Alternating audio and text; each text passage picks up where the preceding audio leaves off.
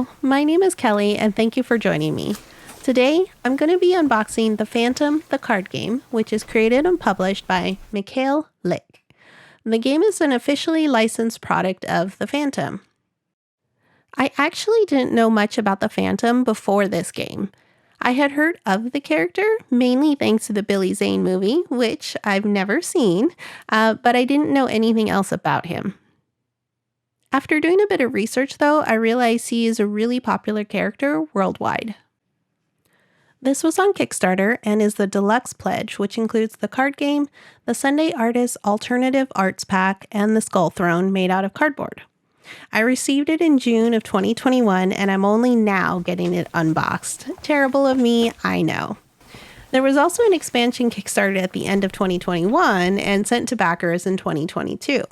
The expansion pack is one new adventure. This is a cooperative game for 1 to 2 players. Each adventure can be played in about 20 to 45 minutes. It is also available to play on Tabletop Simulator. Let me just get this open real quick and then I'll continue my little drop of knowledge.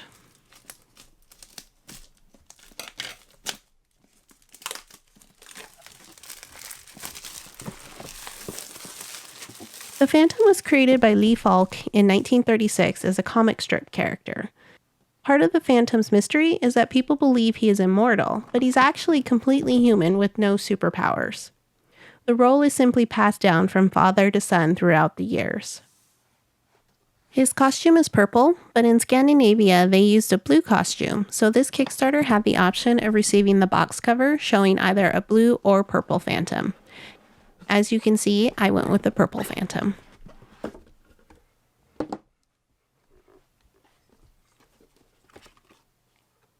Here we have the rulebook, and this is the Skull Throne card holder.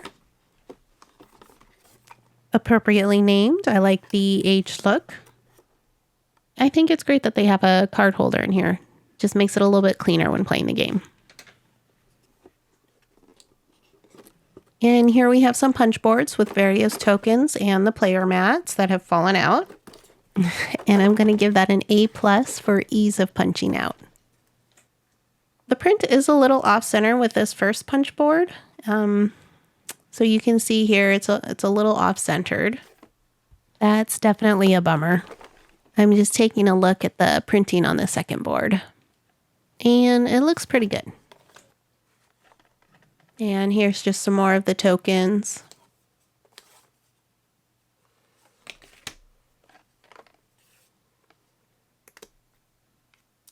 And these are punching out okay. Nothing too bad. They're punching out very easily.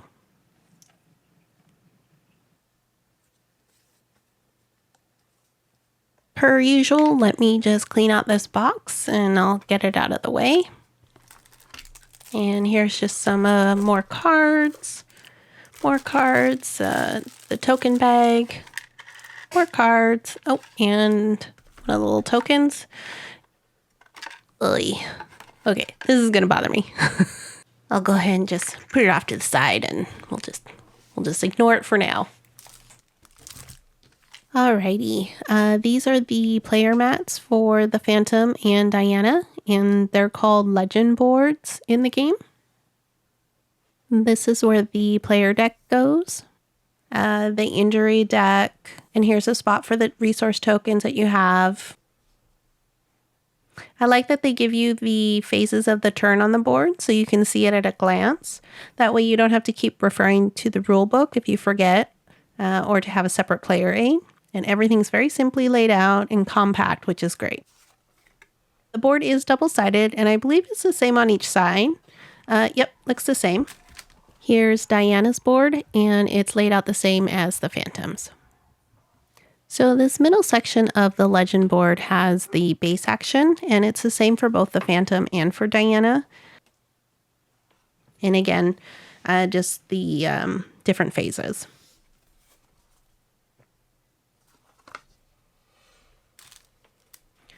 Okay, and let's open up the cards, and there are a few different packs.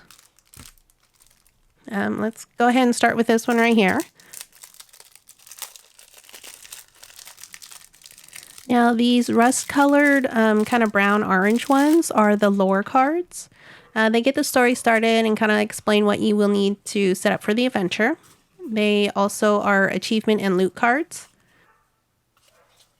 I'll go through the cards a little bit later, but as you progress through the story, you unlock different cards for your deck, different enemies, different items.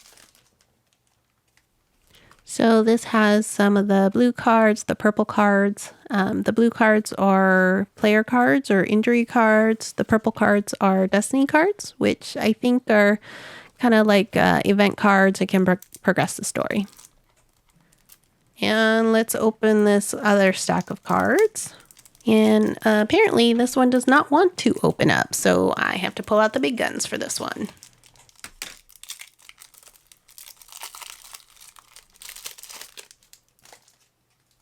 As you can see, more of the same.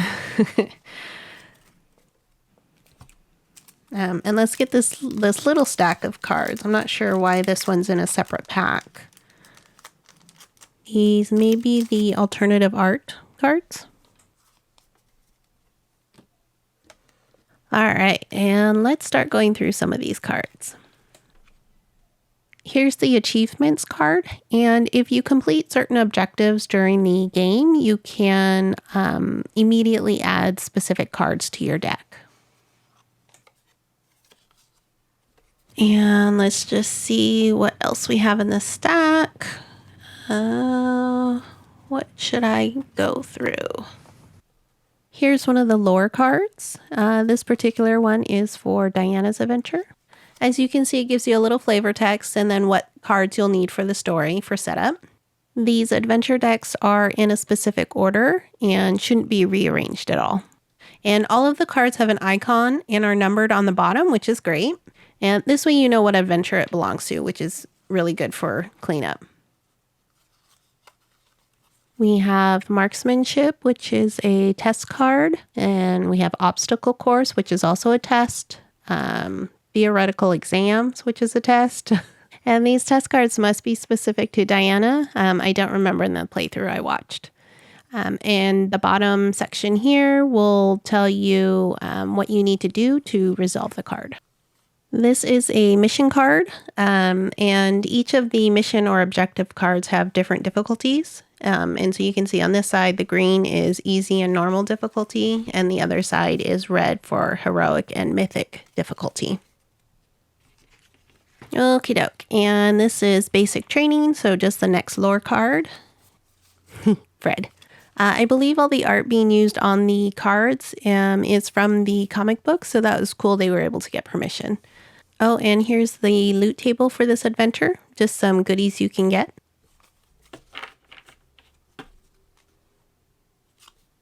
This is one of the lore cards for the Phantom. The Phantom is dead. Long live the Phantom. And again, just shows you what cards you need and how to set up for the adventure.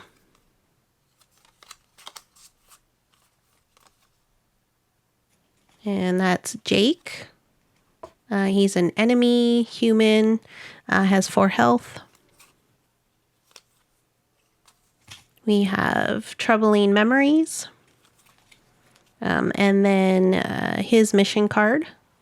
And again, everything's laid out already in a specific order, so you don't want to mix these up or anything. So I will put them back in order.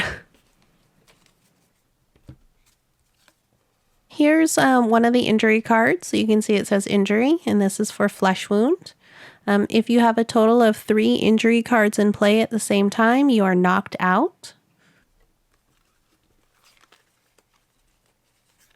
This is head injury. You cannot activate any ability of ally cards while head injury is in play.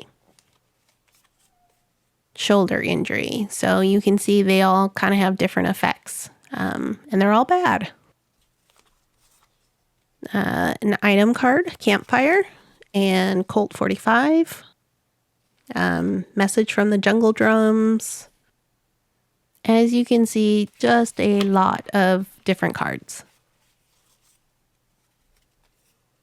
Here's one of the mission cards for an adventure, which is Story of Devil, which is the first one. And again, you can see it's numbered and has an icon in the bottom. Okay, let's move the cards out of the way and get this. And just real quick, I'll just open up this token bag. So it's just a nice little token bag with the logo or the name of the game. So that's really great on there. And you can put your resource tokens in here. Now, obviously, this is the original rulebook that came with the game, but the publisher has released a newer version online on BGG and I believe his website. So just keep that in mind as we go through this one. Here's a short introduction of the Phantom. It also goes over the card game itself. So it talks about that there's 2 legends in the game, and in a 2-player game, each player takes on the role of one of these legends, and in a solo, you choose which one you want to play. And it goes over components and what cards are included, what the tokens are. It lists out the adventure decks, and it shows the card backs so you know which one's which. It does give you the setup steps. And again, everything looks pretty clear. Obviously, there were some questions, so they've done the update. Overall, I like the layout. Here's just an example of what the play area will look like. Here's info on the difficulty levels and just some basic info and golden rules. And then the gameplay itself. So what each of the different phases are and what steps are included in that phase. And a list of the icons and the symbols, which is great. I love that they have a combat example in here. I always find those useful. Here's info on completing a mission, endgame, replaying an adventure, all that good stuff. There's some info on the loot table and the achievement cards. Gives that information out step by step. And here's just some variant rules to change up the game, which is cool. There's also information on here about the card anatomy, and so it'll give you information on every single card type that they have. So it's easy to see at a glance what each section is. Card terminology that you'll find on the various cards. I love this. I think it's great when a game gives you almost like a word dictionary that you can reference. And speaking of references, the back of the rulebook has the icons and symbols again, so you can see them at a glance. I first heard about this game from Paul Grogan on Gaming Rules, and he was doing a playthrough on it. It looked really interesting, and I just liked how the game played. I liked that it had 3 different adventures to play through, although I am curious how much replayability there actually is. There are different difficulty levels, so I think that will help. And then he will be releasing, as I mentioned, expansions. And that's the Phantom, the card game. If you like what you've seen, please like the video and leave a comment below if you are interested in the game. If you'd like to be notified when I upload a new video, please subscribe to the channel by hitting the bell icon. Thank you.